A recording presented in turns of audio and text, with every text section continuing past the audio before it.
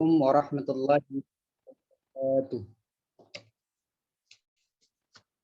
Alhamdulillahi wa kafa, wassalatu wassalamu ala rasulillahil mustafa wa ala alihi wa sahbihi wa man wafa. Puji syukur kehadirat Allah subhanahu wa ta'ala, dengan izinnya pada pagi hari ini kita masih diberikan kenikmatan berupa nikmat sehat walafiat, nikmatan, sehingga tentunya kita sebagai hamba Allah senantiasa untuk bersyukur dengan menjalankan perintah-perintahnya dan juga senantiasa berusaha untuk menjauhi segala larangannya. Salat serta salam tak lupa sama-sama sanjungkan kepada tauladan kita, junjungan kita, panutan kita, Nabi besar Muhammad Sallallahu Alaihi Wasallam, serta sahabat dan keluarganya. Semoga kita diberikan kemudahan, keistiqomahan dalam menjalankan sunnah-sunnahnya dan kelak mendapatkan syafaatnya. Amin, amin, ya rabbal alamin.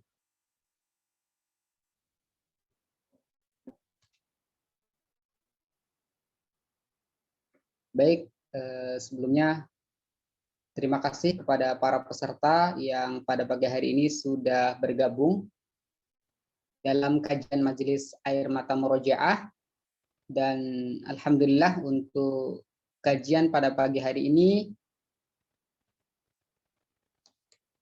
masuk pada putaran ke-7, dan hari ini kita akan memulai seri kelima ya dari 10 seri amalan batin untuk hafalan mutqin, yaitu dengan tema tanda-tanda hafalan ya, tanda-tanda hafalan tidak berkah ya, penyebab dan solusinya. Jadi inilah tema yang akan dikupas tuntas atau akan dibahas oleh guru kita Kang Haji Deden Mahyarudin MA, dan alhamdulillah beliau sudah bersama kita. Kita sama-sama doakan semoga Al-Ustadz Kiai Deden Mahyarudin MA ini senantiasa Allah berikan keberkahan, senantiasa Allah berikan kemudahan dalam segala urusannya, dan juga senantiasa sehat dan istiqomah dalam menjalankan dakwahnya sampai akhir hayatnya. Amin ya rabbal alamin. Oke, untuk mempersingkat waktu, langsung saja pada pagi hari ini akan dipimpin tilawah Al-Quran. Sebelum memulai kajian, seperti biasanya kita mulai dengan tilawah murojaah yang pada pagi hari ini masuk ayat 58 sampai 61 pada surah Al-Baqarah. Bagi para peserta atau jemaah kajian air mata murojaah, bisa di rumah disimak ataupun bisa dibuka Al-Qur'annya untuk sama-sama menyimak murojaah hafalan dari Al-Ustadz Muhammad Ulfi Yahya. Mungkin langsung saja, beliau adalah santri dari Baitul Murojaah. Langsung kepada Ustadz Muhammad Ulfi Yahya kami persilahkan. Assalamualaikum warahmatullahi wabarakatuh. Assalamualaikum. A'udzu billahi minasy syaithanir rajim. Bismillahirrahmanirrahim. وَإِذْ قُلْنَا ادْخُلُوا هَٰذِهِ الْقَرْيَةَ فَكُلُوا مِنْهَا حَيْثُ شِئْتُمْ رَغَدًا وَادْخُلُوا الْبَابَ سُجَّدًا وَقُولُوا حِطَّةٌ نَغْفِرْ لَكُمْ خَطَايَاكُمْ وَسَنَزِيدُ الْمُحْسِنِينَ. فبدل الذين ظلموا قولا غير الذي قيل لهم فأنزلنا على الذين ظلموا رجزا من السماء بما كانوا يفسقون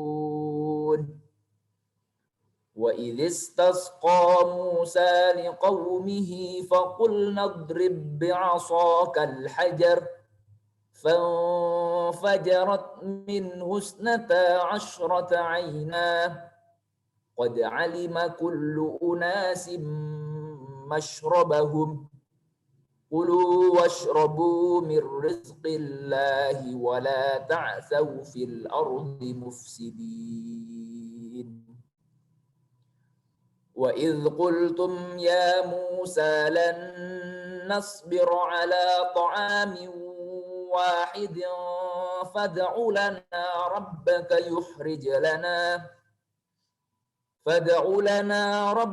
يخرج لنا مما تنبت الأرض من بقلها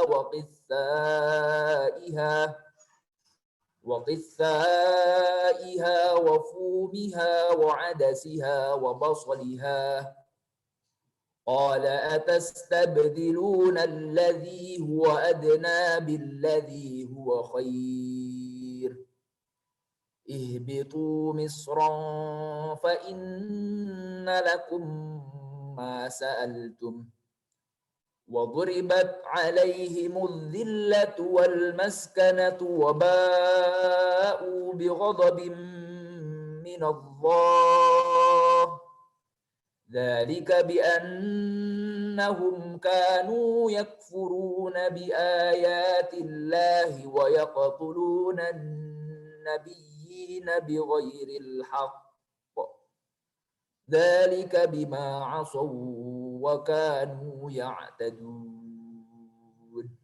صدق الله العظيم والسلام عليكم ورحمة الله وبركاته. Waalaikumsalam warahmatullahi wabarakatuh. Jazakallahu khairan jazak kepada Ustaz Muhammad Ulfi Yahya. Alhamdulillah beliau telah mendawamkan tilawatil Quran yang begitu luar biasa ya. Makharijul huruf dan juga suaranya yang begitu merdu ya. Semoga apa yang beliau sampaikan tilawahnya mendapatkan pahala dari Allah Subhanahu wa taala dan juga kita sebagai peserta yang mendengarkan mendapatkan keberkahan, mendapatkan kemudahan dalam segala aktivitas kita sehingga kita senantiasa dalam lindungan Allah Subhanahu wa taala. Amin amin ya rabbal alamin. Baik, acara berikutnya langsung saja kita sama-sama simak ya. Untuk para peserta silakan bisa mempersiapkan catatannya agar nantinya apa yang beliau sampaikan bisa dicatat kiranya untuk bisa diamalkan kembali kepada saudara kita, saudara-saudara kita maupun teman-teman kita. Mungkin bisa di-share kembali ya agar manfaatnya lebih banyak lagi ya. Jadi untuk para peserta silahkan bisa disiapkan catatannya. Marilah kita sama-sama simak dan dengarkan ya kajian Majelis Air Mata Murojaah dengan tema tanda-tanda hafalan tidak berkah, penyebab dan solusinya ya. Kepada Kang Haji Deden Mahyarudin MA kami persilakan.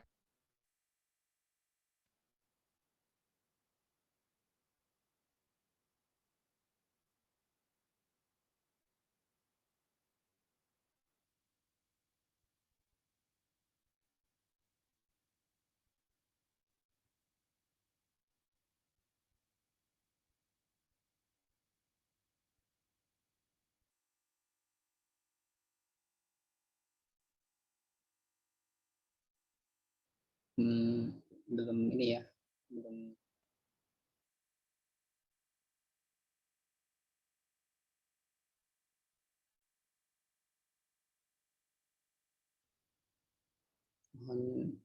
menunggu sebentar ya para peserta.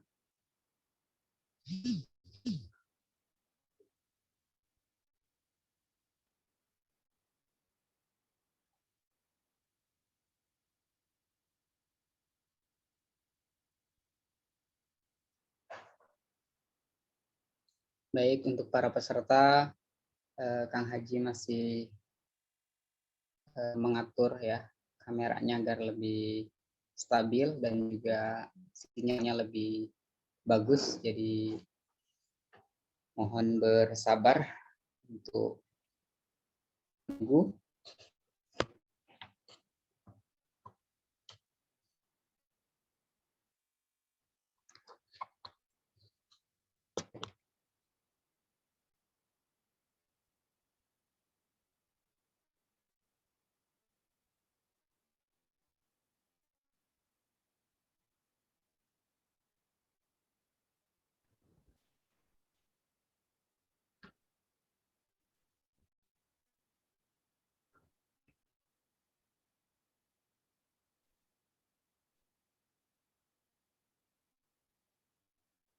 Baik, Teguh. Baik, sudah bisa Kang Haji? Baik, insya Allah. Alhamdulillah. Ya, kameranya sudah nyala ya, videonya sudah on-cam. Kepada Kang Haji Deden Mahyarudin, kami persilahkan.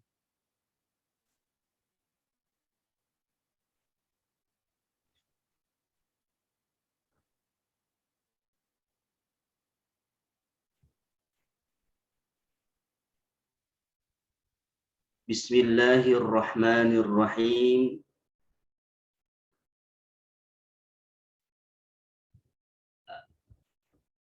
Assalamualaikum warahmatullahi wabarakatuh.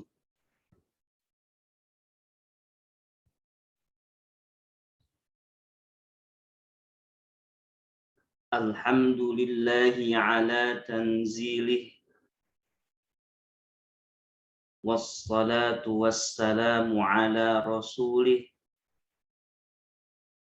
Sayyidina Muhammadin wa sahbihi wa alih.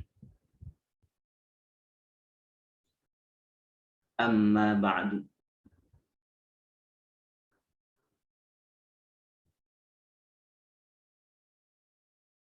Alhamdulillah,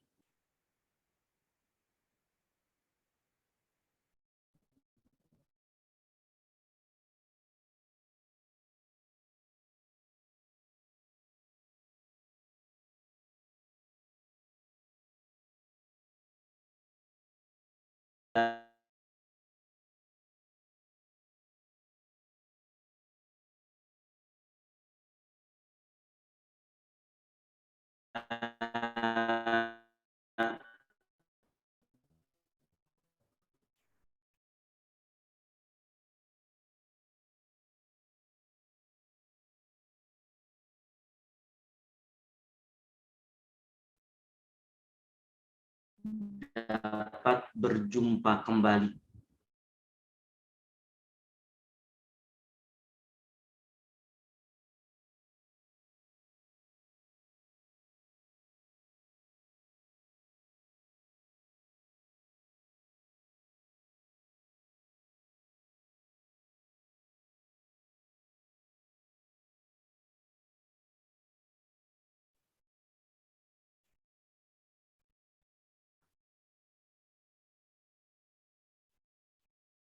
Baik, mohon maaf.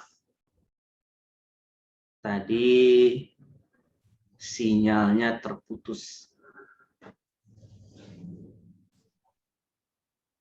Sudah seberapa akrab kita dengan hafalan kita?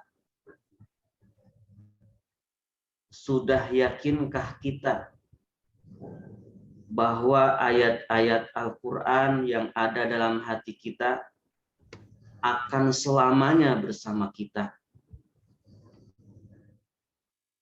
Sudah seperti apakah perjuangan kita? Pernahkah kita sampai berdarah-darah memperjuangkan Quran kita sebagai bukti bahwa kita benar-benar menginginkannya, menginginkan hafalan kita bersama kita selamanya. Semoga majelis ini juga mengevaluasi kita, khususnya saya sendiri. Jangan pernah merasa aman dengan hafalan. Karena hafalan kita diberikan oleh Allah, kapanpun bisa dicabut lagi oleh Allah. Seringkali hafalan Al-Quran itu tidak ada teladannya, kecuali ulama-ulama, guru-guru kita, para hafiz-hafiz yang sudah bertemu dengan Allah. Karena hafiz yang masih berjuang dalam hidupnya untuk bertemu dengan Allah, berjumpa dengan Allah dalam keadaan terbaiknya, masih belum aman apakah hafalannya itu benar-benar diridhoi oleh Allah. Apakah hafalan itu benar-benar Allah berikan karena Allah sayang? Dan apakah hafalannya itu benar-benar bertahan sampai akhir hayatnya? Karena itu siapapun kita, bahkan walaupun kita sudah sangat mutin hafalannya, sudah menjadi imam, sudah bahkan misalkan juara tahfiz Quran tingkat internasional, atau sudah bisa murojaah sehari 10 juz, bahkan semalam sudah bisa murojaah 1 Quran, maka jangan pernah sekali-kali merasa aman dengan hafalannya. Kita harus selalu berdoa kepada Allah, meminta kepada Allah agar Allah menjaga kita, menjaga hafalan kita. Dan di Majelis Air Mata Murojaah ini kita selalu ingatkan itu. Baik, sebelum kita memasuki tentang keberkahan hafalan. Apa tandanya hafalan kita berkah? Dan apa tandanya hafalan kita tidak berkah? Apa saja penyebabnya dan bagaimana solusinya agar hafalan kita benar-benar berkah? Saya sapa dulu. Semoga kita semua sehat walafiat. Sehat badan kita, sehat batin kita, sehat pula hafalan kita, amalan kita. Pengurus Indonesia Murojaah, siapa yang sekarang hadir di sini bisa raise hand.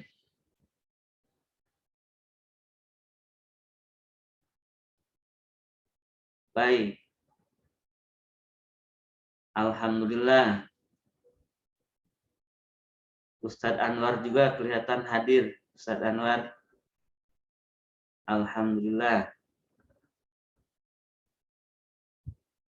Walaupun tidak raise hand, kelihatan dari sini. Alhamdulillah. Terima kasih Kang Haji ucapkan kepada pengurus Indonesia Murojaah yang telah memfasilitasi terselenggaranya majelis air mata murojaah ini setiap hari Sabtu. Dan juga boleh silakan mengetik di kolom komentar dari mana saja. Di sini saya lihat banyak sekali yang bergabung di majelis ini hari ini. Semoga semuanya sehat walafiat, semoga semuanya kebagian berkah Al-Quran dan keberkahan hafalan Al-Quran. Jadi kalau ditanya seperti apa solusinya untuk mendapat keberkahan hafalan Al-Quran, maka diantaranya adalah dengan hadir bersama-sama di majelis air mata murojaah ini. Insya Allah. Alhamdulillah sudah pada hadir. Saya baca. Terima kasih kepada yang sudah memperkenalkan diri, meskipun nggak bisa baca saya semuanya karena begitu banyak dan sangat cepat sekali pergantiannya. Alhamdulillahirabbil alamin. Tetapi tetap meskipun tidak bisa saya sebutkan siapa-siapanya dan dari mananya, tidak mengurangi doa saya atau doa kita bersama di sini untuk kebaikan. Terima kasih juga Ustadz Teguh sudah membuka acara ini. Sama-sama Pak Haji. Dalam kesibukannya mengajar dan menjadi imam, masih bisa membantu kita semua. Baik. Di dalam surah Al-An'am,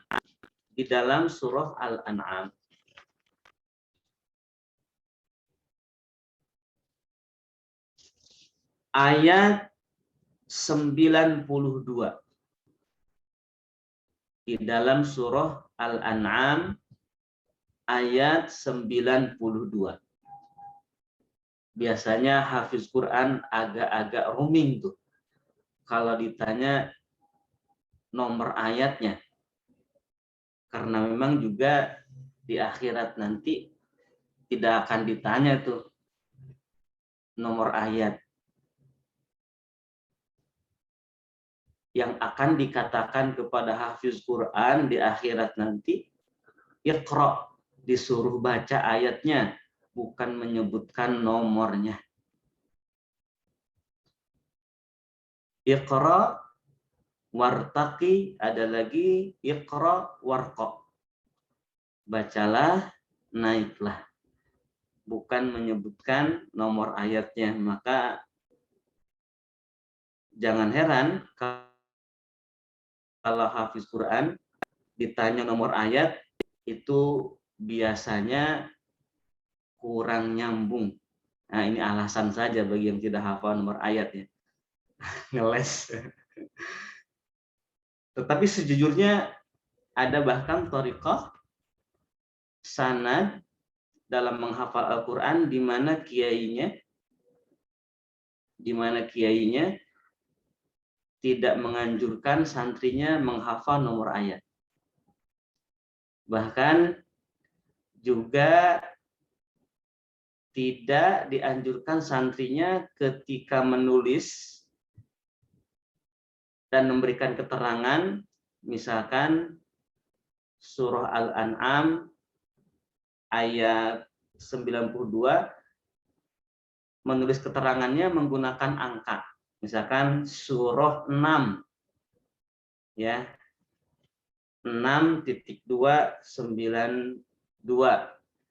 Nah, itu melarang karena itu tidak ada tradisinya di dalam tradisi para ulama terdahulu kita. Maka kita harus menyebutnya nama surahnya langsung, baik dalam ucapan maupun dalam tulisan, surah Al-An'am nomor ayat 92. Mana ayatnya? Kalau yang pegang mushaf atau yang sudah hafal nomor ayatnya pasti langsung tertuju. A'udzu billahi minasyaitonir rajim. Bismillahirrahmanirrahim. Wa hadza kitabun anzalnahu mubarak. Wa hadza kitabun anzalnahu mubarakun. Ini petikan ayatnya. Kita tandai pada kosakata mubarakun.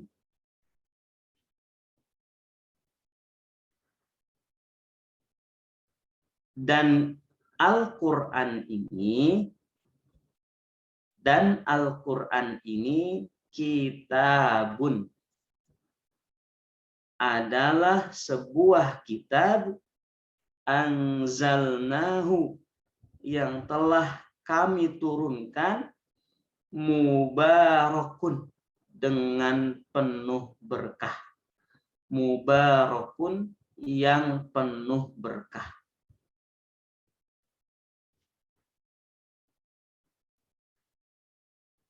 Ayat ini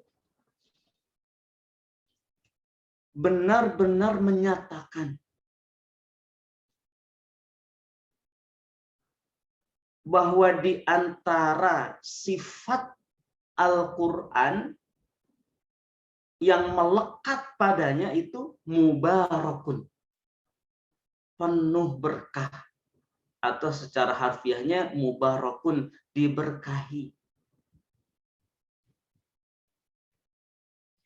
Berkah itu seperti apa? Berkah itu seperti apa? Kita mungkin suka membaca sholawat yang disebut sholawat Ibrahimiyah. Sholawat Ibrahimiyah.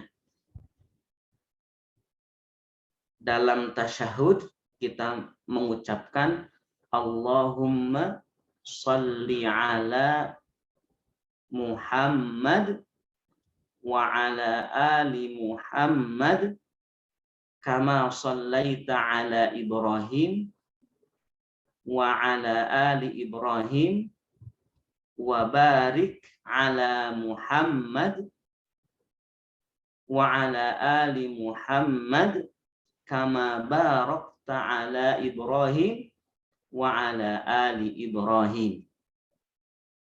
Di situ ada penggalan dalam sholawatnya, wabarik. Nah, kata wabarik di sini ya. Wabarik ala Muhammad. Atau bisa kita misalkan narasinya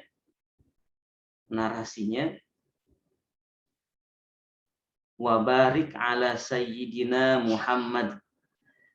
Ini pernah dahulu saya memikirkan tentang redaksi sholawat ini, wabarik ala Muhammad atau wabarik ala Sayyidina Muhammad gitu. Saya teliti hadisnya, ternyata memang wabarik ala Muhammad. Maka di situ saya simpulkan, oh berarti kita harus mengucapkan wabarik ala Muhammad. Ini pengalaman saya sendiri. Tetapi ketika saya menyadari, oh iya, saat itu Rasulullah bersolawat untuk dirinya, wabarik ala Muhammad. Ya, tidak mungkin kan menggunakan Sayyidina kalau Rasulullah sendiri yang baca. Seperti begini misalkan, Ustadz Agus, ya Ustadz Agus. Ustadz Agus itu nggak pantas kalau misalkan menyebut dirinya Ustadz. Saya Ustadz Agus, nah itu kurang, atau lagi Kiai ya. Saya Kiai Haji Agus Wahyuda, nah itu nggak pantas. Tetapi mungkin Deden sendiri, saya Deden, nah seperti itu ya, bagus. Menyebut nama sendiri gitu. Tetapi kalau muridnya Ustadz Agus menyebut ya Ustadz gitu ya. Atau santrinya Ustadz Agus pasti manggilnya Ustadz. Tapi kalau Ustadz Agus sendiri atau saya sendiri menyebutkan gelar atau panggilan, ya, atau panggilan, maka itu saya merasa agak gitu. Memanggil guru saya, misalkan gini, saya punya guru namanya Muhammad, Muhammad, nggak pantas gitu kira-kira ya. Tetapi kalau sang kiai tersebut menyebut nama dirinya langsung, itu justru malah pantas. Nah disitulah kemudian ya ketika saya mengatakan wabarik ala Muhammad, kok kalau Rasulullah mengatakan itu, iya memang pas, jangan sampai menambahkan gitu, adab-adaban. Tapi maka dari situ ada kalanya saya membaca wabarik ala Muhammad sebagaimana teks aslinya.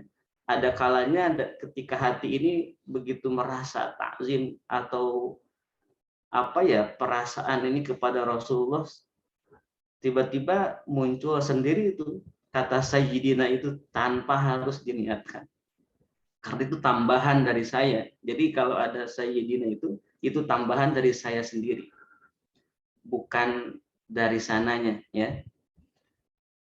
Kadang-kadang kalau kita lagi tadabbur gitu, tadabbur sholawat ya, karena kan tadabbur juga bisa dalam sholawat, itu narasi-narasi yang tiba-tiba datang di pikiran muncul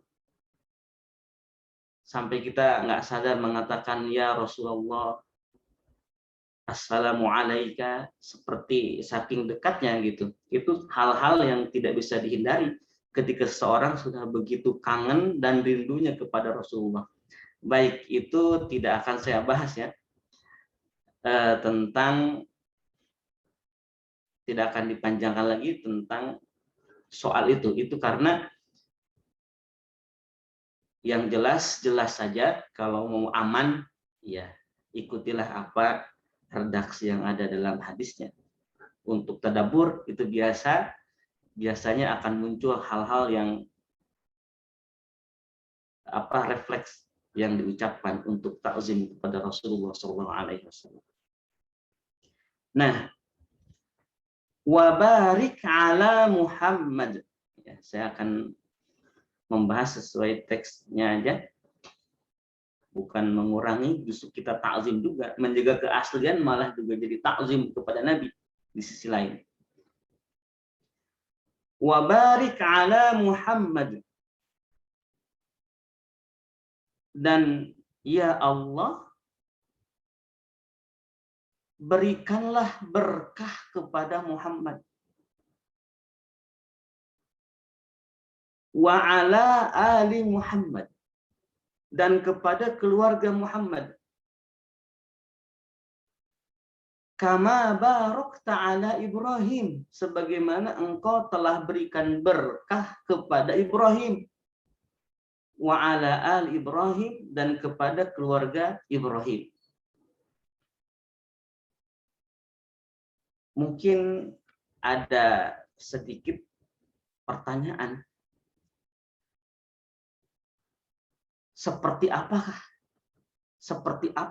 keberkahan yang diberikan oleh Allah kepada Nabi Ibrahim sampai dipinta oleh Rasulullah SAW? Seperti apa keberkahan yang diberikan oleh Allah kepada Nabi Ibrahim sampai dipinta oleh Rasulullah dalam salawatnya itu? Dan kita diperintahkan kalau bersalawat bacaannya seperti itu, Allahumma sholli ala Muhammad. Dan ada tambahannya wa barik ala Muhammad dan seterusnya. Coba lihat surah As-Saffat. Surah As-Saffat. Setelah surah Yasin. Pada juz 23.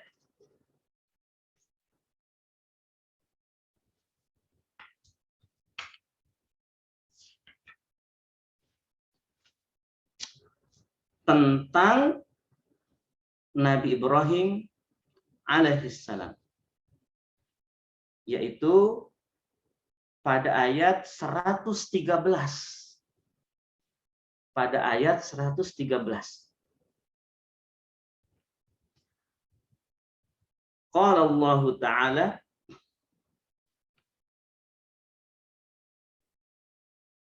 wa barakna alaihi wa ala ishaq wa barakna alaihi wa ala ishaq. Nah, di situ ada kosakata wa barakna alaihi. Wa barakna alaihi wa ala ishaq. Dan kami telah limpahkan keberkahan kepadanya. Kepadanya maksudnya kepada Ibrahim. Wa ala ishaq, dan kepada Ishaq.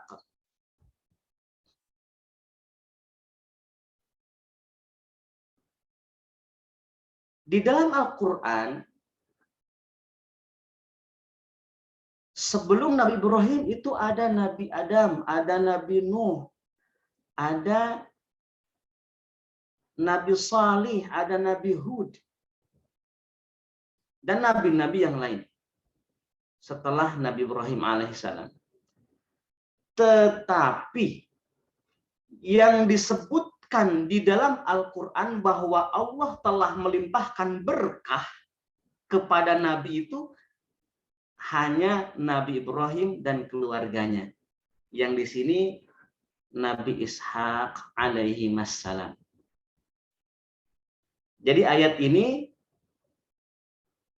menjadi landasan bahwa di antara nabi-nabi seluruhnya ternyata Nabi Ibrahim dan keluarganya, putranya Nabi Ishaq, yang diberikan kelimpahan berkah oleh Allah Subhanahu wa taala. Makanya dipinta oleh Rasulullah, kama barakta ala Ibrahim wa ala ali Ibrahim.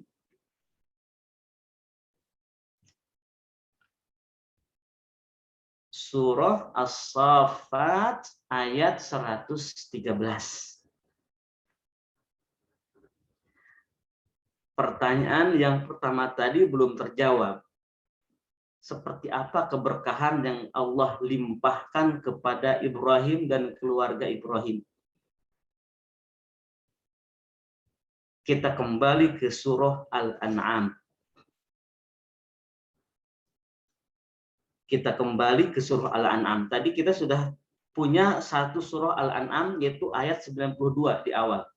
Tentang bahwa Al-Quran ini adalah kitab yang diturunkan penuh berkah.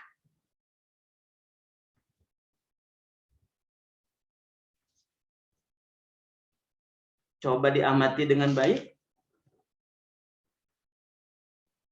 Surah Al-An'am ayat 92 itu merupakan ujung dari rangkaian keberkahan yang diberikan oleh Allah Subhanahu wa taala kepada Nabi Ibrahim.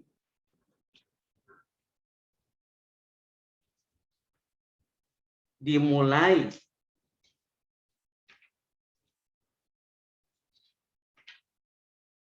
dari ayat 74. Dimulai dari ayat 74.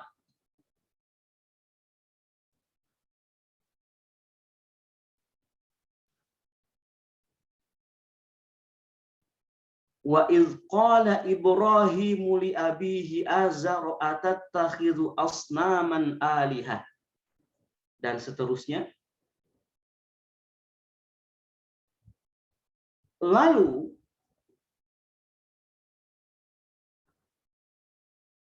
di ayat yang ke-84 tadi yang saya baca kutip, Itu ayat 74, sekarang ayat 84. Di situ ada ayat.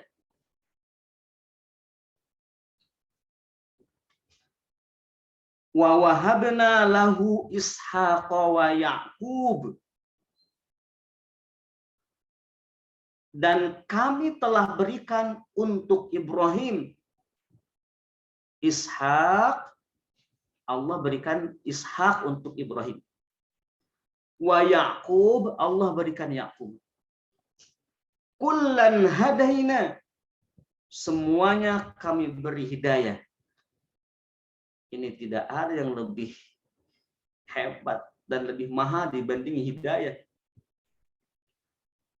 Wa Nuhan hadaina min qablu, dan kami berikan hidayah kepada Nuh sebelum mereka.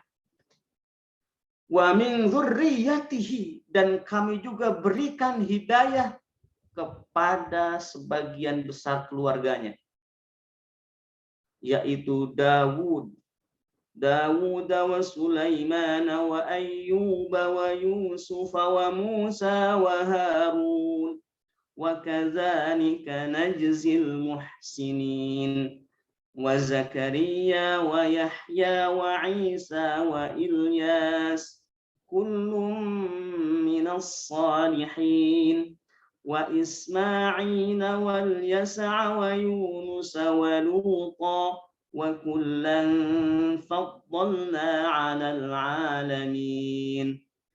Nama-nama nabi disebutkan di dalam ayat 84, 85 dan 86 surah Al-An'am ini. Dan nama-nama nabi itu selain Nabi Nuh seluruhnya adalah keturunan Ibrahim. Wa min dzurriyyatihi. Bisa dibayangkan seperti apa keberkahan keluarga ini. Seperti apa keberkahan keluarga ini. Lahir dari sulbinya itu nabi-nabi seluruhnya. Coba di ayat yang ke-87. Di ayat yang ke-87. Wa min abaihim wa dzurriyyatihim wa ikhwanihim. Bukan hanya saja keturunannya, tetapi juga ke atasnya, ke bawahnya, ke sampingnya, saudara-saudaranya. Allah berikan hidayah. Wajtabainahum, kami pilih mereka. Wahadainahum, kami berikan hidayah kepada mereka. Ila siratim mustaqim. Ini adalah keberkahan yang hanya Allah berikan kepada Nabi Ibrahim alaihissalam.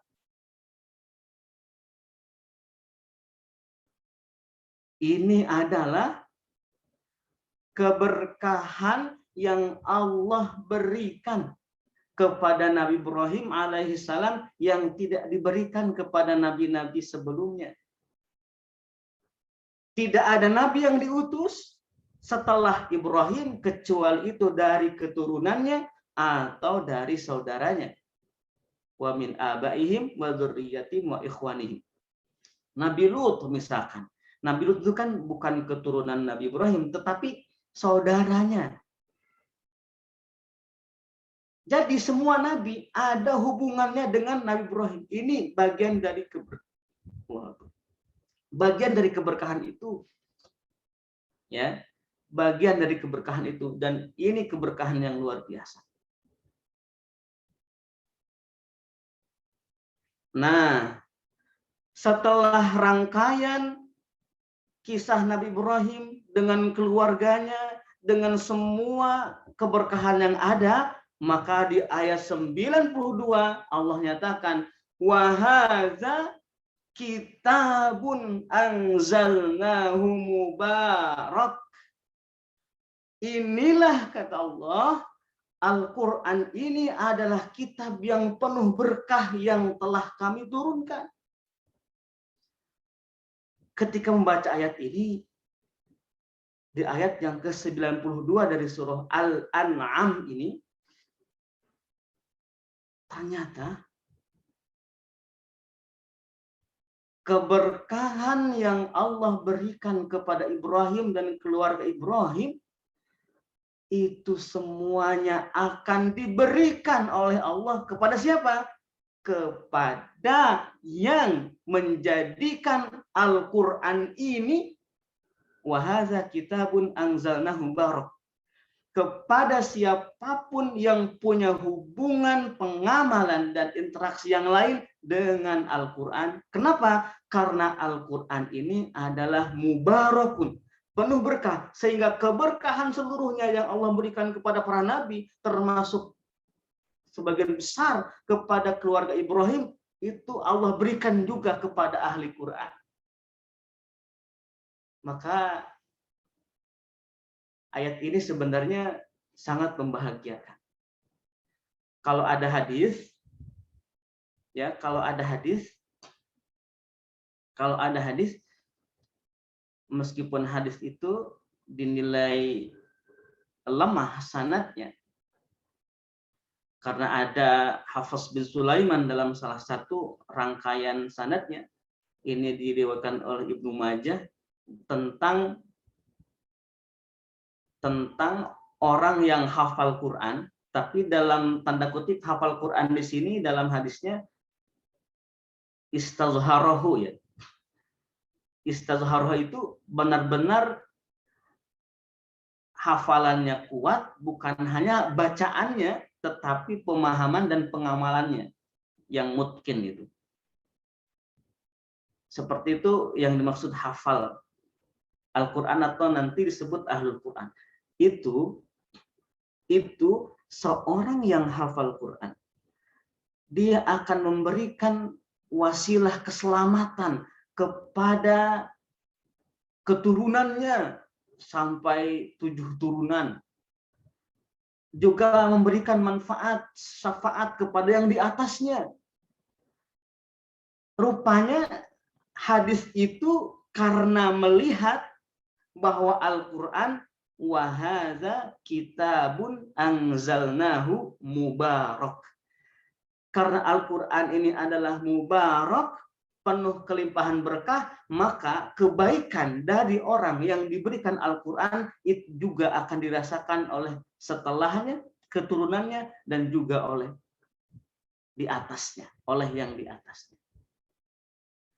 Kira-kira ini tentang keberkahan Al-Quran. Ini tentang keberkahan Al-Quran. Jadi, apa yang disebut dengan hafalan yang berkah? Ya, apa yang disebut dengan hafalan yang berkah?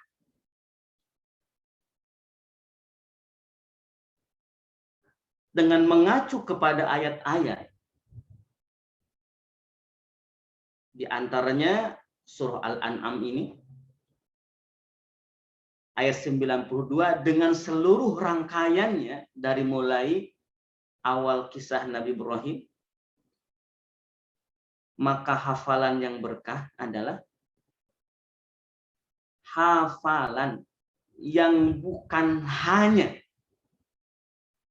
dirasakan manfaatnya oleh sang penghafal, tetapi bisa diteruskan oleh generasi setelahnya.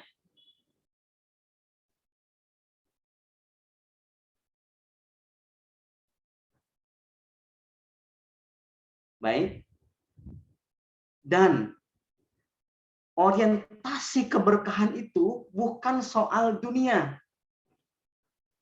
tetapi soal akhirat yang lebih penting. Rangkaian ayat-ayat di surah Al-An'am ini itu tentang akhirat. Hafalan yang tidak berkah, kira-kira begitu. Kalau kita melihat akhirat, hafalan yang tidak berkah adalah hafalan yang tidak bisa menghadirkan mahkota berharga di akhirat nanti kepada kedua orang tuanya. Kalau kita lihat ke akhiratnya. Dia hafal Quran, tetapi pas nanti berjumpa di akhirat, dia tidak mendapatkan mahkota dan jubah kemuliaan itu.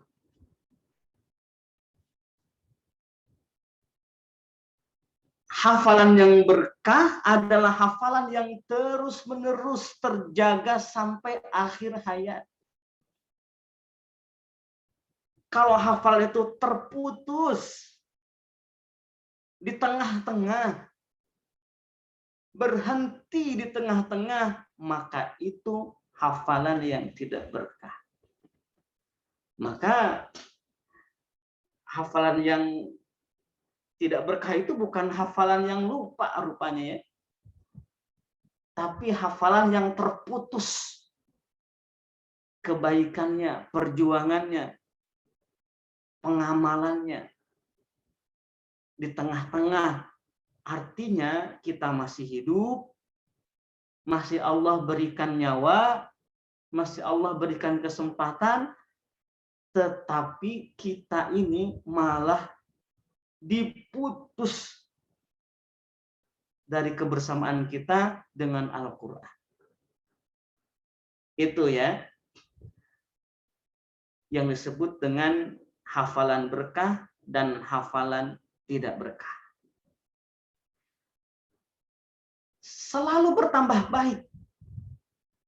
Perilakunya menjadi baik.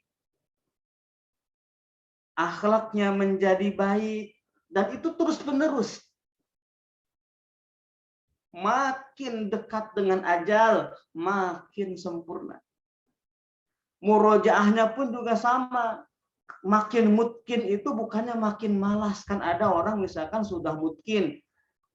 Masih ingat ini hafalan, jadi tidak murojaah. Enggak, justru semakin mutkin, dia semakin begitu antusias, semakin begitu semangat menjaga hafalannya, semakin nikmat murojaah itu. Kalau mungkin biasanya murojaah tidak terasa 1 juz, 2 juz sampai 5 juz, semakin mungkin itu bisa sehari 1 Quran. Begini ya, tentang kebiasaan para ulama. Ada yang 1 malam 30 juz, ada yang seharian, sehari semalam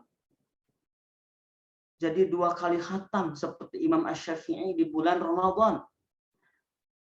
Itu sehari semalam 2 kali khatam, siang 1 kali khatam, malam 1 kali khatam seperti Imam Asy-Syafi'i. Kalau di luar bulan Ramadan, Imam Asy-Syafi'i khatamnya dalam sehari itu 1 kali. Mungkin ada yang bertanya, kok bisa ya ulama sekelas Imam Asy-Syafi'i melanggar sunnah Nabi gitu. Kan ada larangannya ya, ada larangannya merutinkan khatam dalam lebih cepat dari 3 hari. Lebih cepat dari 3 hari itu ada larangannya. Dan itu benar-benar dipegang oleh para ulama. Jadi, kalau kita mendengar ada ulama salaf, sahabat Nabi Utsman bin Affan, sahabat Nabi Tamim Ad-Dari, ada lagi Ibnu Mas'ud, ada lagi Ubay bin Ka'ab, sahabat Nabi ahli Quran. Atau setelahnya ada para tabi'in, Sa'id bin Jubair, murid Ibnu Abbas. Ada lagi generasi setelahnya, Imam Abu Hanifah dan banyak ulama salaf. Mereka suka menghatamkan Al-Quran dalam semalam, dalam sholatnya. Bahkan dalam 1 rakaat sholat. Maka yang terjadi kepada mereka itu bukanlah sesuatu yang mereka rutinkan untuk diniatkan berulang-ulang seperti itu setiap malamnya. Mereka itu tetap seharinya itu dia punya rutinitas, mereka punya rutinitas seperti Nabi. Membaca Quran normal. Tetapi setiap kali dia berjumpa dengan ayat, itu entah kenapa tanpa terasa Ini mulut nggak mau berhenti, hati juga nggak berhenti. Ujug-ujug pas sadar udah hatam saja. Pas sadar kaki udah bengkak saja dalam sholat malamnya itu. Jadi bukan sesuatu yang dipaksa. Tetapi itu bagian yang dimaksud dengan keberkahan juga. Bagian dari yang dimaksud dengan keberkahan juga. Kalau orang meniatkan misalkan ingin setiap malam 30 juz, menderita pasti. Menderita. Ya gimana nggak menderita, nggak khusyuk kok. Dipaksa-paksain kayak begitu. Maka kata Nabi, ya sudah. 10 hari hatamnya, 7 hari, atau mau cepat 3 hari, itu kata Nabi, itu saja. Kalau lebih dari itu, wah itu bisa nggak khusyuk, bisa rusak. Ya, jadi saya sarankan juga, kalau memaksakan diri seperti itu, misalkan tasmi 30 juz, 1 hari, satu Quran. Ya kalau jadi tersiksa, jangan juga.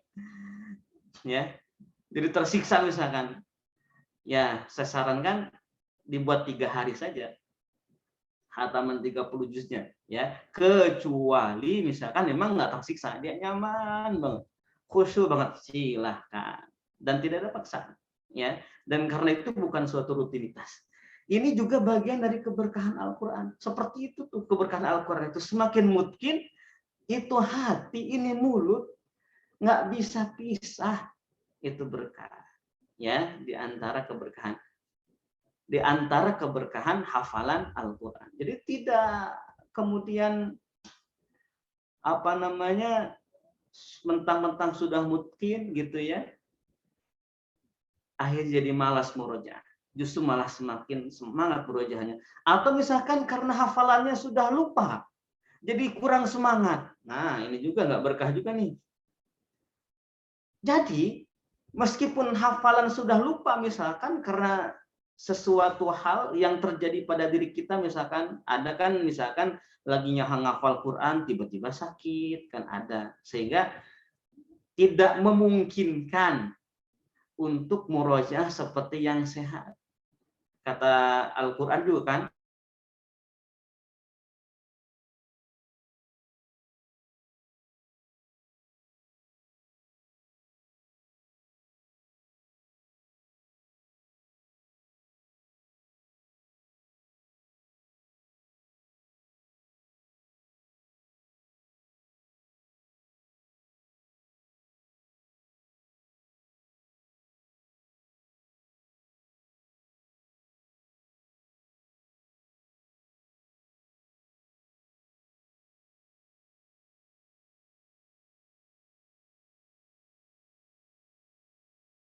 dalam surah Al-Muzammil ayat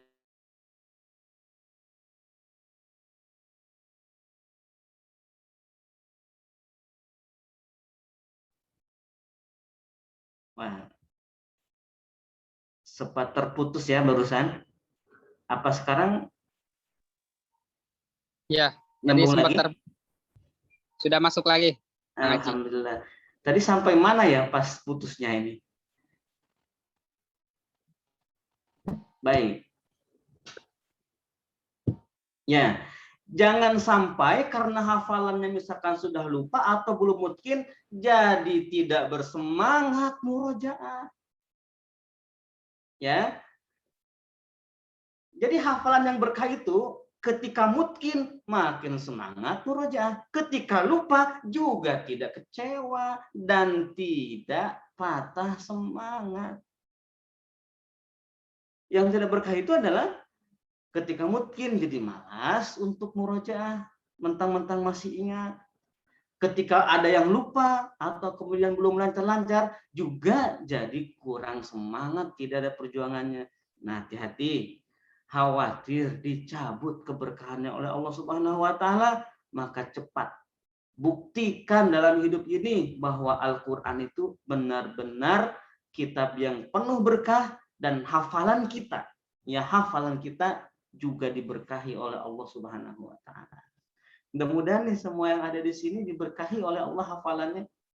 Karena kita sudah berjuang nih, mudah-mudahan di antara perjuangan kita ya kita bareng-bareng ngumpul di sini, termasuk saya sendiri merasa sangat penting sekali untuk diingatkan, ya, untuk diingatkan, merasa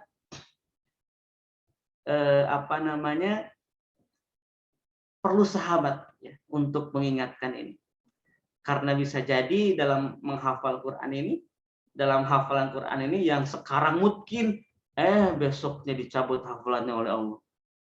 Atau yang sekarang malah tidak mungkin, tetapi karena berkah tadi itu, Masya Allah, sepanjang hidupnya hafalannya berantakan terus, pas akhir hayatnya Allah gelontorkan tuh hafalannya jadi lancar. Saya ingat dulu itu pas saya di wisuda hafalan Quran. Gini katanya, kata guru saya, wisuda itu nanti di dalam kubur katanya, bukan sekarang. Kalau nanti di dalam kubur bisa jawab tuh, masih ada hafalannya semuanya, baru itu katanya wisuda. Kata guru saya seperti itu. Kalau kata kakek saya lebih itu lagi, lebih ngeri lagi, katanya wisuda itu di padang mahsyar katanya. Nanti di situ kan ketahuan hafiz Quran katanya di situ. Kalau di dunia ini enggak katanya. Bisa jadi disangka hafiz padahal enggak katanya. Kata kakek dulu almarhum. Ya, Allahu Akbar.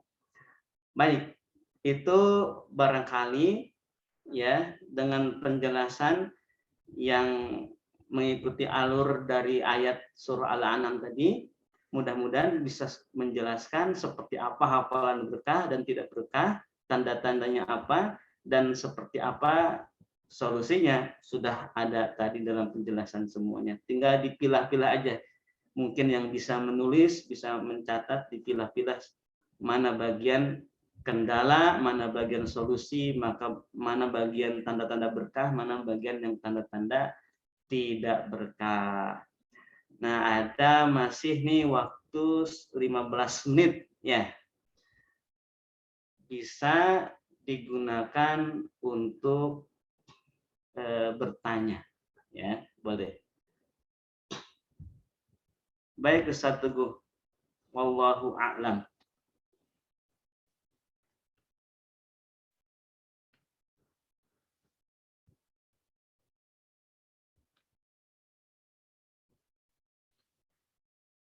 Pertanyaannya bisa di chat, tapi tentu Ustaz Teguh, sinyalnya kurang bagus, Ustaz Teguh.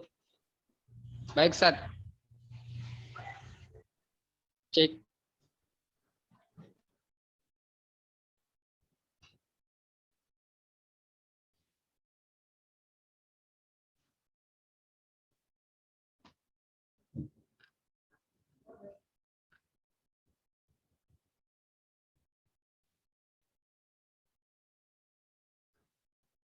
Baik, admin bisa dibantu Ustaz Teguh?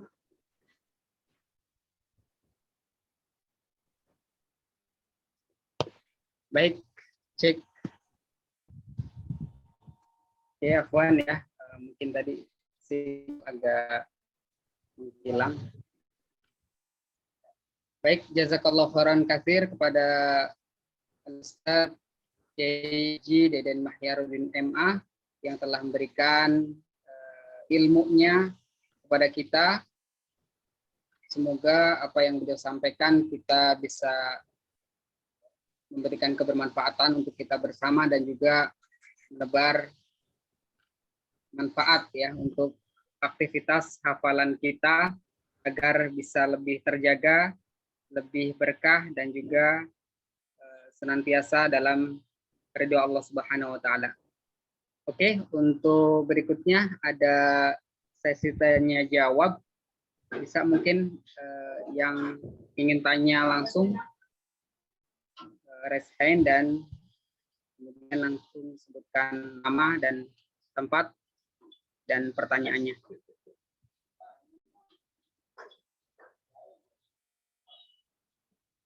Baik, saya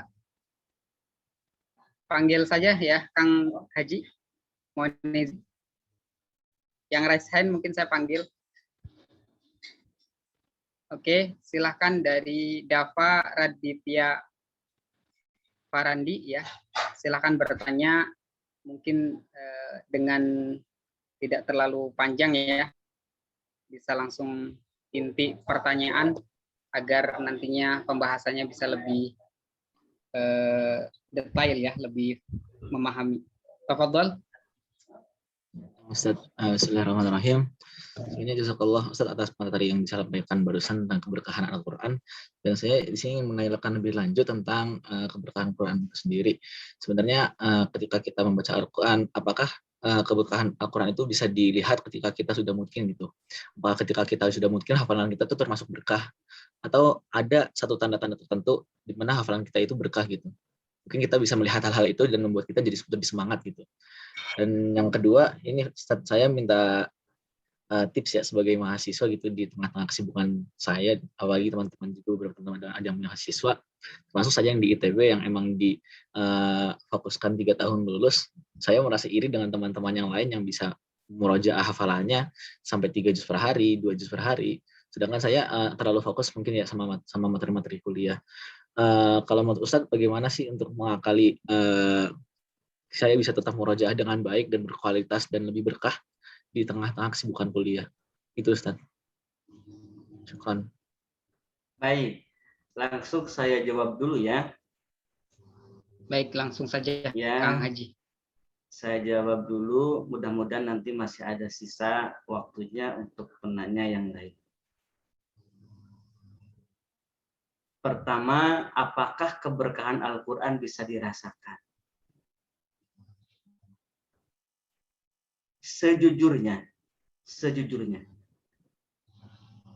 seringkali keberkahan Al-Quran itu benar-benar melimpah tanpa disadari.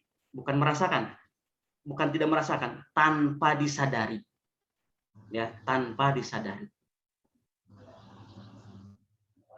Seringkali baru menyadari setelah jauh kejadiannya. Baru menyadari setelah jauh kejadiannya. Ya. Melimpah tanpa disadari. Sedikit atau banyak, maka tidak ada sedikit kalau itu keberkahan dari Al-Quran. Baru disadari setelah lama berlalu kejadiannya. Itu yang pertama ya.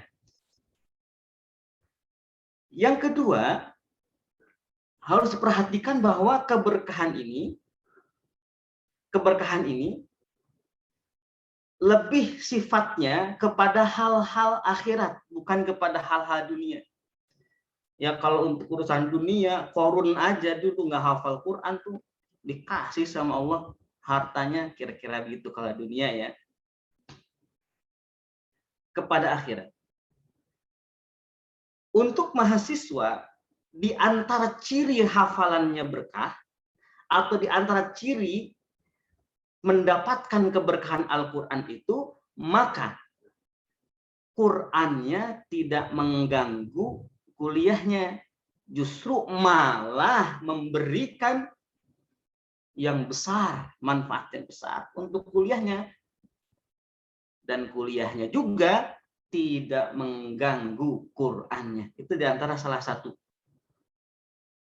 yang bisa dilihat dan dirasakan ya keberkahannya di situ. Hanya saja memang klaimnya, wah ini keberkahan Quran, itu kita harus hindari klaim itu. Kita hanya berharap bahwa itu adalah ketika kita merasakannya itu adalah keberkahan Al-Quran. Jangan ada klaim. Atau juga jangan ada klaim tidak mendapat berkah. Itu juga bahaya juga. Jadi kita jangan sampai ada klaim benar-benar dapat keberkahan. Jangan ada klaim juga tidak mendapat keberkahan ketika ternyata kita dihadapkan kepada sesuatu yang tidak semestinya misalkan. Tetapi disadari atau tidak, tetap sebenarnya keberkahan Al-Quran mengalir dan melimpah kepada yang menghafalnya dan yang membacanya. Nah, bagaimana nih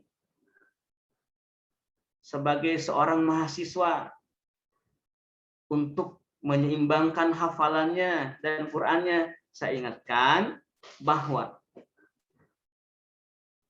membaca Al-Quran, menghafal Al-Quran adalah rutinitas yang tidak ada ujungnya kecuali kematian.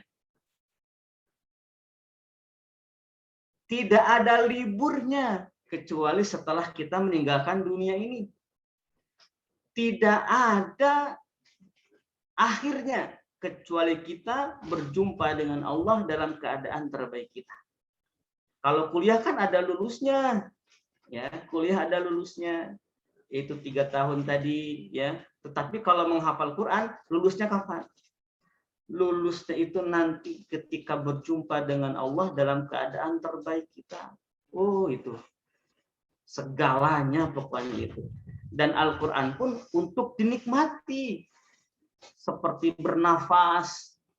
Kan nggak bisa kita menahan tidak bernafas. Dicabut saja oksigen, kita bisa mati dalam waktu yang singkat. Apalagi manusia hatinya dicabut dari Quran, misalkan mau libur nih baca Quran, nggak bisa libur. Kenapa? Karena ibarat berhenti bernafas. Terputus dengan Al-Quran berarti tidak ada lagi oksigen yang masuk dalam iman, dalam amal. Nah, itu kira-kira ya yang harus selalu diingat, ya, selalu diingat. Pertama, tadi apa?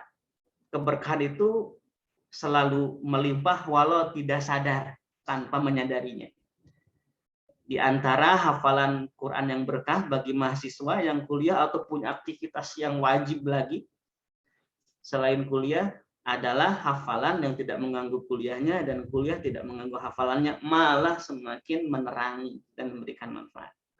Dan kita harus ingat pula bahwa membaca Quran ini adalah amalan seumur hidup, ya, amalan seumur hidup yang tidak boleh dan tidak mungkin seorang yang cinta Quran akan memutus cintanya dengan Quran, akan memutus hubungannya dengan Al-Quran walau hanya sehari saja. Baik, itu semangat ya yang masih kuliah, yang tugasnya numpuk atau apapun juga, guru juga seringkali, guru tahfiz juga lagi banyak sibuk-sibuknya dengan kewajibannya. Insya Allah berjuang terus, bahkan kita siaplah berdarah-darah demi mempertahankan Quran ini. Wallahu a'lam.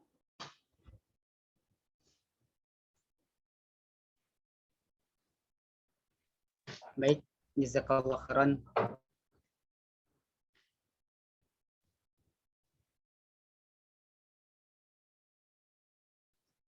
Masih ada waktu insya Allah.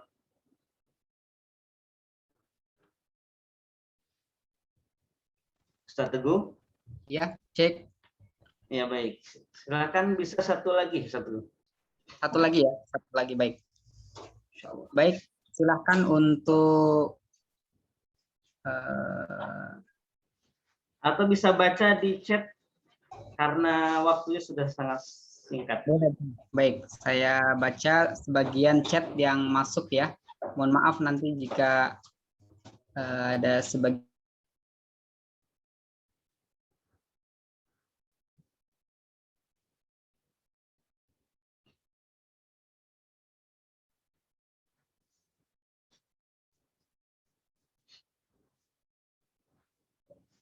Ana izin bertanya Ustaz, apa ada tips khusus dari antum terkait murojaah yang efektif di tengah-tengah kesibukan kita?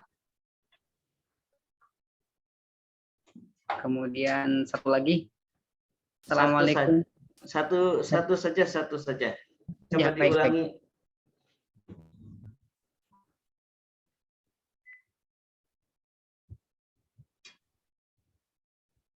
Tidak mendengar.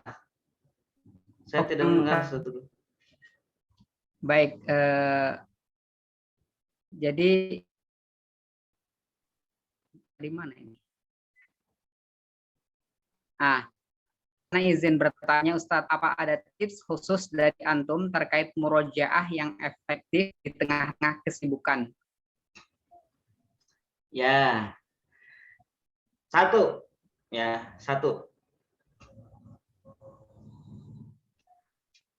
Tidak ada murojaah yang tidak efektif. Semua murojaah efektif. Baik ya. itu harus perlu diingat. Tidak ada murojaah yang tidak efektif. Murojaah itu efektif.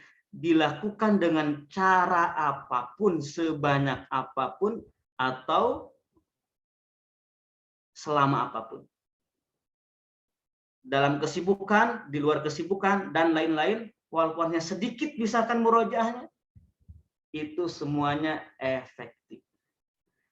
Tidak ada bacaan Al-Quran yang kita ulang, kecuali pengulangan itu akan membekas di hati kita. Meskipun, mohon maaf, misalkan kalau untuk menjadi mutqin dan menjadi kuat terjaga, itu belum bisa. Tapi tetap, jiwa alam bawah sadar kita, nih kalau bahasa orang-orang sananya, alam bawah sadar katanya gitu, itu tetap menangkap itu, ya tetap menangkap itu.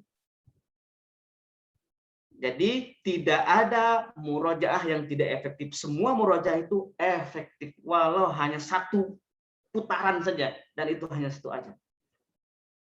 Ya, itu pertama. Yang kedua, mengatur waktu dengan betul. Ruangan di sini ya, ruangan di sini itu terasa sempit. Biasanya kobong santri itu ya, atau yang pernah lihat di kobong santri ya, atau ruangan di kamar saya, tempat saya, di ruangan saya, ini kalau dimasukin di situ meja apa namanya, dimasukkan lemari ya, lemari, maka ruangan ini akan sempit. Ya, akan sempit. Tetapi kalau kita lihat di dalam lemari itu kan masih banyak ruang kosong. Di bawah meja juga masih banyak ruang yang kosong. Jadi penataan, diperas waktu dengan baik, wazza' bi'aunillahi waqtaka wasrifan, katanya begitu dalam Hidayatul Azkiyah. Bagi waktumu dengan pertolongan Allah, karena kita tidak bisa mengisi waktu tanpa pertolongan Allah, dengan pertolongan Allah. Waktu diatur sedemikian rupa sehingga tidak ada waktu yang mubazir walau 1 menit. Ya, karena waktu walaupun 1 menit itu kalau digunakan buat Quran itu sangat hebat, besar, bahkan mengalahkan waktu berjam-jam itu yang dalam keadaan lalai. Ya, jadi sekali lagi itu yang kedua.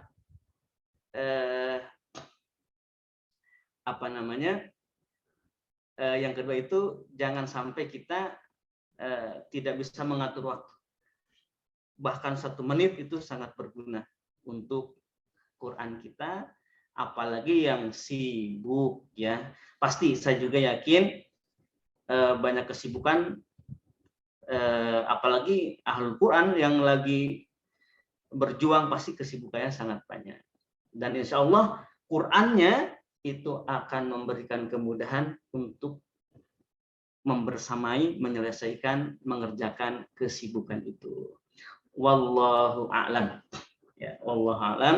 Mungkin itu Ustaz Teguh, Kang Haji, hanya itu yang bisa Kang Haji sampaikan pada kesempatan pagi hari ini. Mudah-mudahan kita kita semua diterima oleh Allah nih. Jadi kita ini kumpul di sini sebagai amal yang diterima oleh Allah, dan menjadi amal pula menjadi penguat hafalan, menjadi amal yang bikin berkah kita semua ya, amalan ini. Dan semoga Allah mengampuni kita jika kita dalam kebersamaan ini ada kekurangan-kekurangan, khususnya saya ini ya, apakah hatinya, apakah lidahnya, atau apanya. Semoga Allah terima ini sebagai amalan terbaik kita, dan semoga Allah menerima taubat kita. Rabbana taqabbal minna innaka antas samiul alim wa tub 'alaina innaka antat tawwabur rahim. Ustaz Teguh dan semuanya, saya undur diri lebih dulu. Mohon maaf, mohon izin. Wassalamualaikum warahmatullahi wabarakatuh. Waalaikumsalam warahmatullahi wabarakatuh. Baik, jazakallahu khairan jaza kepada Kiai Haji Deden Mahyarudin M yang Masya Allah telah memberikan ilmunya kepada kita. Semoga apa yang beliau sampaikan bisa memberikan manfaat besar untuk kita semuanya, dan kita yang telah mendapatkan ilmu bisa membagikan kepada saudara-saudara kaum muslimin kaum muslimat di sekitar kita, agar senantiasa ilmu yang beliau sampaikan terus mengalir dan pahalanya untuk beliau terutama dan untuk kita semuanya. Amin, amin ya rabbal alamin. Dan kami dari DPP Indonesia Murojaah mohon maaf yang sebesar-besarnya kepada para peserta yang mungkin ada beberapa pertanyaan yang belum bisa dijawab oleh Kang Haji, dan juga raise hand yang tadi sudah teman-teman raise hand, mohon maaf belum bisa juga dipanggil untuk langsung bertanya. Insya Allah kajian ini akan berlangsung setiap hari Sabtu, jadi bagi para peserta ya, bisa mengikuti kajian-kajian di minggu-minggu berikutnya. Insya Allah di setiap hari Sabtu pukul 9 kajian air murojaah ini, air mata murojaah ini ya, setiap Sabtu jam 9 pagi ya sampai dengan 10.30 akan senantiasa berlangsung ya. Mohon doanya juga semoga Kang Haji senantiasa diberikan kesehatan walafiat, sehingga beliau juga bisa memberikan ilmunya kepada kita dan memberikan kebermanfaatan yang lebih banyak. Amin ya rabbal alamin. Mungkin ada yang di-share dari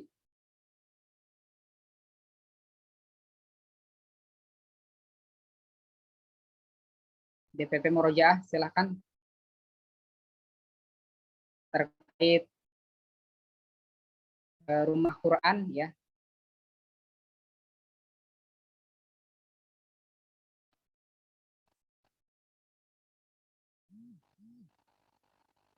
Baik, bagi para peserta, para jamaah yang pada pagi hari ini mengikuti kegiatan kajian, bisa mengikuti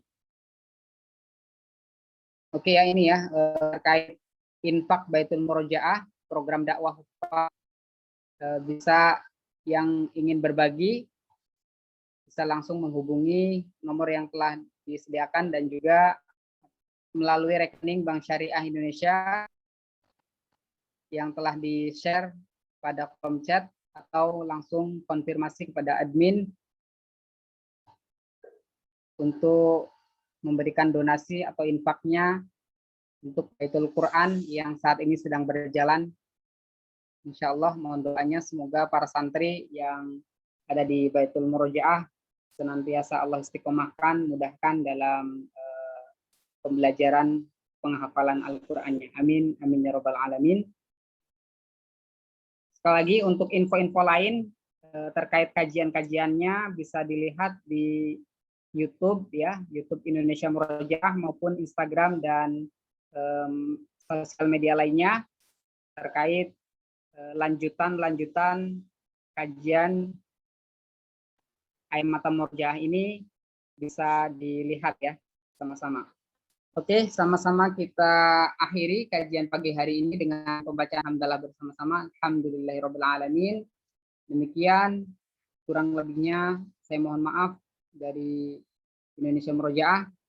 Semoga Allah mudahkan kita dalam menghafal Al-Qur'an dan juga hafalan kita menjadi mendapatkan ridho dari Allah Subhanahu wa taala dan juga keberkahan dari Allah Subhanahu wa taala. Amin, amin ya rabbal alamin. Demikian billahi fisabil haq fasul khairat. Kita tutup dengan doa kafaratul majlis. Subhanakallahumma wa bihamdik asyhadu an la ilaha illa anta astaghfiruka wa atubu ilaik. Billahi fisabil haq fasabiqul khairat. Assalamualaikum warahmatullahi wabarakatuh.